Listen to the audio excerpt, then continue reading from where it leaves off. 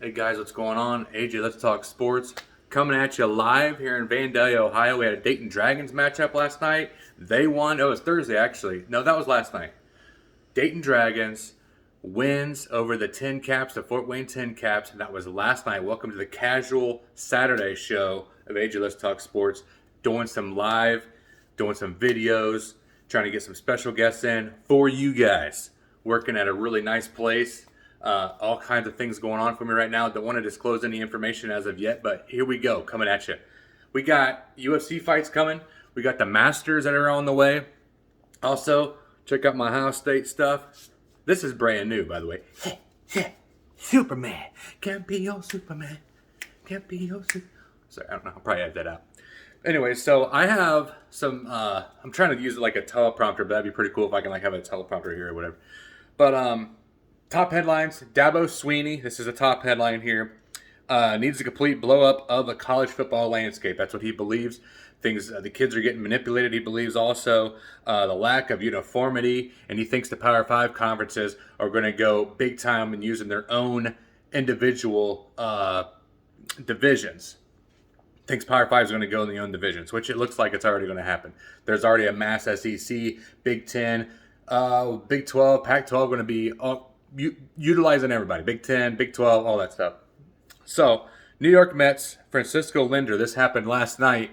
So, unfortunately, Linder got hit by a pitch. Linder was going to the bunt. I saw the video highlight of it. And who was the pitcher? It was Steve Cishek. And he threw the ball. It was a high and tight sinker. And then it hit him in the dome piece, caused a benches brawl. But everything's okay. And Linder doesn't think that he did it on purpose, so it's all good. Now we're looking, that was just the top headlines. I wanted to give you guys the top headlines before we get into the main thing. Masters going on right now. If you're a big golf fan, I'm a huge golf fan. Tiger Woods is back after 14 months, having a leg injury that could have been amputated. Now he's back and ready to play. He's +2 right now. Everybody's talking about Tiger Woods, but we're going to be talking about Scotty Sheffler. I did a little bit of research on your boy. I got some information that you would like to know about your boy Scotty Sheffler. Remember the name. He's got 3 PGA Tour wins. So let's take a look at him. He's dominating right now. And my boy Shane Lowry is right behind him at 3 under as well. Shane Lowry, Matsuyama, Schwartzel, and Eam is all right there at -3. But Scheffler is dominating the tournament right now. I think he's -8 right now. It's crazy. Ridiculous. I think he's got a 5-shot lead. But Tiger Woods, like I said, he is at +2. But he's there. He's there in contention. I mean, he wouldn't play if he didn't think he was going to win. So he said he was going to win. He said he thinks he's going to win. Anyways, Tiger Woods +2. Notable missing cuts. Notable people that missed the cut. Number 1 was Jordan Spieth. That is crazy because I'm glad I didn't pick him. I actually got a DJ going on, Dustin Johnson. But like I said, 10 years ago on the Masters, it's his 10th year anniversary. My boy, the left-hander, bye-bye Watson, get the dub for me, baby. I got $100 on you. No, I'm just playing. I'm just kidding. I don't throw money on it anymore. Anyways, Jordan Spieth, Bryson DeChambeau, and Brooks Koepka is the notable mentions of the people that didn't make it. And taking a look at Scotty Sheffler, 25 years old. He's from Ridgewood, New Jersey. He actually resides in Dallas, Texas. Plays in Dallas, 6'3", he's 200 pounds. Let's see, he went to University of Texas. He's a Longhorn, hook 'em horns. And then he turned pro in 2018. He has, like I said, 3 PGA Tour wins. He's a Christian, married to Meredith. Let's take a look at some notables. Things you wouldn't know about Scotty Scheffler. You ready for this? Loves basketball, which I love basketball. I was a big basketball guy. I'm a beast in basketball. Not anymore, but a little overweight, but it's all good. So now we got, he's afraid of heights. Afraid of heights. Don't mind me, I'm reading it off my stuff because I can't remember everything. His lucky number is 13. He thinks Michael Jordan is the greatest of all time. That's me right there. I do too. Southern Hills is his favorite golf course. Don't know where that's at, but I'm guessing it's in Dallas. Uses the same coin when he plays for golf. He uses the same exact coin as the bicentennial quarter for the American independence in 1776. And then he goes to Chipotle all the time. That's his favorite place to go to. And prefers dogs over cats. Psh, hello. and then 5 hole-in-ones on his career, which is really good. So anyways, so there's taking a look at the Masters and a closer look at Scotty Scheffler, because nobody wants to talk about my boy Scotty Scheffler, even though he's winning the dadgum tournament. I mean, what do you want me to do? I mean, that's his number one guy right now. It's his tournament to lose. He needs to play well. He can't buckle under the pressure. He needs to step it up. He needs to win, and then he gets the job done. Just smooth sail. Just smooth sailing. That's all you need to do. You don't need to focus on birdies all the time. Just relax, sleep good, eat well. You have a Saturday today. You got Sunday tomorrow. This is the time. It's crunch time. It's going to be, you're going to have nerves. There's no doubt about it. You don't have nerves. You're not human. That's all I got to say. UFC 273. UFC 273. Pay-per-view fight on ESPN Plus pay-per-view. It's down in Jacksonville, Florida.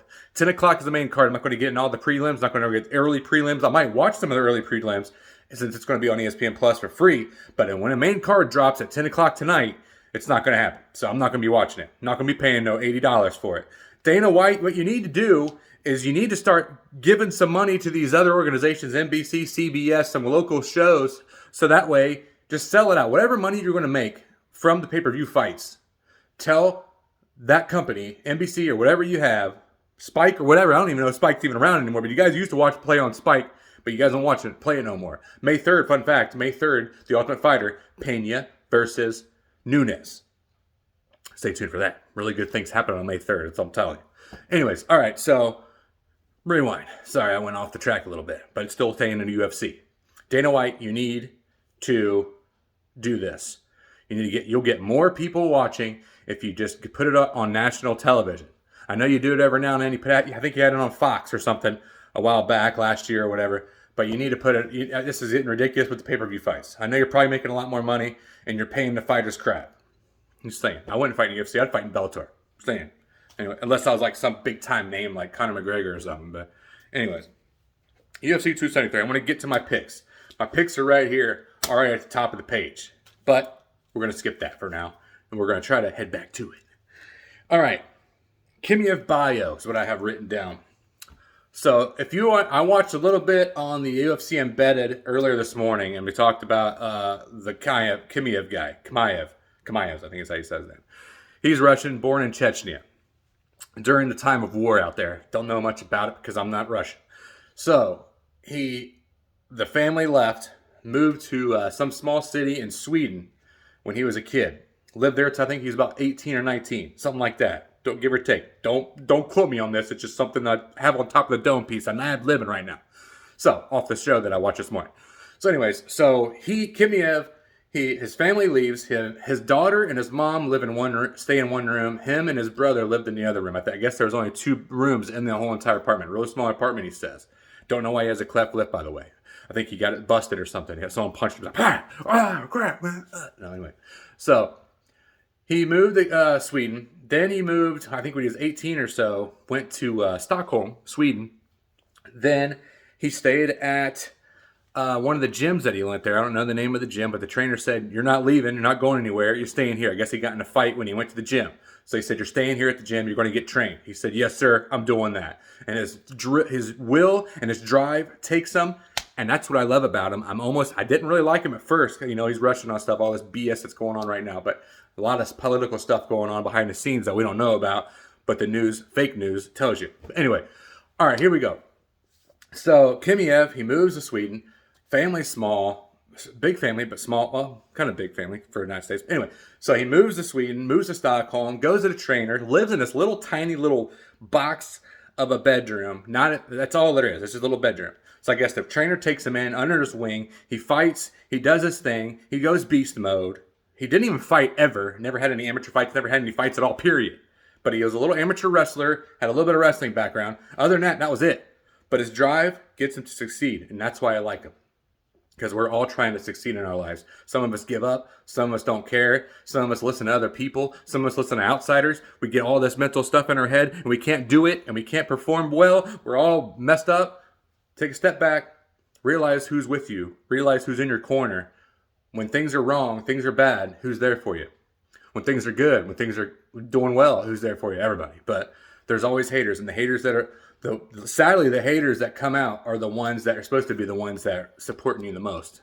But only you are the one that can define your career. But anyways, sorry, I went on a rant there. But Chimeav, give me that guy. But we'll get there in a second. Illegal knee. We're going to talk about the Sterling and Yan fight. Peter Yan, I used him actually yesterday in UFC 4. If you want to check me out, Buckeye for Life 2308. If you want to be subscribed to my Twitch or anything, just throwing it out there. But anyway, so Peter Yan, nice boxing skills. I watched him last time he fought, and he was really well before Sterling he fight. I watched him. Really good fighter, really good mixing it up. Got excellent boxing skills, good hand-eye coordination. Dude's a freaking stud. Unfortunately, I don't know why he did it, but he kneed him right to the dome piece. Legal knee, fight's over with. Sterling said he's done, but I don't really think why Funkmaster, whatever his name is, Sterling, is getting all the bad rep that he's getting right now. But you know, that's what people are. People get mad and miss all that stuff. It was a bad fight. Could he have continued? Probably. He probably got knocked out and lost the whole fight? Maybe, because he was thrown up backstage. Fun fact, got your information right there. He was threw up backstage after that Sterling Yan fight. But anyway, so that's what happened there. We're going to take a look at Yan, but he dominated the fight. Another reason why I'm taking Peter Yan, or Pietre, I think it's Pietre Yan, is his birthday is February 11th. Whose birthday? It's February 11th. Your boy is. Me. My birthday is February 11th. Aquarius. This is the age of Aquarius. Aquarius. So, anyways, February 11th, 1993. He's 29 years old. He's from Russia, some small town, Dutsian or something like that. I didn't write it down. But he's 135 pounds. He's married. He has 2 kids, though. But he on social media the other day, he said he wants peace in the Ukraine and Russia. And he is Russian. So not everybody that's in Russia believes that the dude Putin's right. Or anyways, sorry, I don't want to make it political. Volkonovski and the Korean Zombie. The Korean Zombie's been dominating here and there the past, 5 years or so. But Volkonovski, like I said, I didn't mention Volkonovski. I'm probably talking about it in my head. But Alexander Volkonovski is on The Ultimate Fighter from last year. Really good guy. I didn't really like him at first when he supposed to be fighting that one guy. I can't remember his name. But he lost. But I like him. I liked him too. But after watching Alexander Volkanovski's win and how he handles himself and all that, if you're a professional fighter, if you're coming into MMA, younger generation, Alexander Volkanovski is the person that you need to look up to. He should be your mentor. Everybody's always wanting to talk crap, gets knocked out.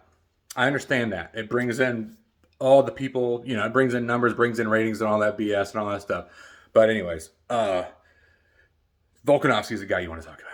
Want to look forward up to. Look up to. Anyway, so September 29th, 1988, he's 33 years old, he's 5'6", 145 pounds. So he's 23-1 in his MMA career, he's a freaking dominant force of nature, dude. He's from Australia. Aussie, Aussie, Aussie, oi, oi, oi. All right. He's married to Emma, and he has 2 daughters. So Volkanovski is who I'm picking. He's tough as nails, like I said. The dude's a freaking stud. Stand up, ground and pound. You can do a little bit of jiu-jitsu. Dude will take you out no matter where it's at. Beat you up in the clinch. He can do everything. Really tough fighter. Really tough. I don't see anybody really winning against him until he gets a little bit older. Maybe in a couple years, 2 to 4 years from now. I don't know if he's going to retain that belt that long. There's always stuff in your mental. Once you get that high, I think you start coming down a little bit because you think you're better than everybody, and then you lose, even though you're a better fighter and technician. So kind of anxious to see how this Korean Zombie Volkanovski fight happens. Hopefully, if anybody's watching this, please let me know if you guys going anywhere or whatever, having a fight at your house or whatever. Let me know, because I might stop by. Anyways, so there is the Masters and the UFC 273. Now, I wanted to get back to the picks. I haven't talked about my picks yet. So, UFC 273 picks from Jacksonville, Florida. You ready for this? I don't even know if the dude's even going to be announcing this. It might be, all the names are flowing in my head, and I can't think. I don't even know why I ad-lib like that. I was going to say Dan Hardy, but it ain't Dan Hardy.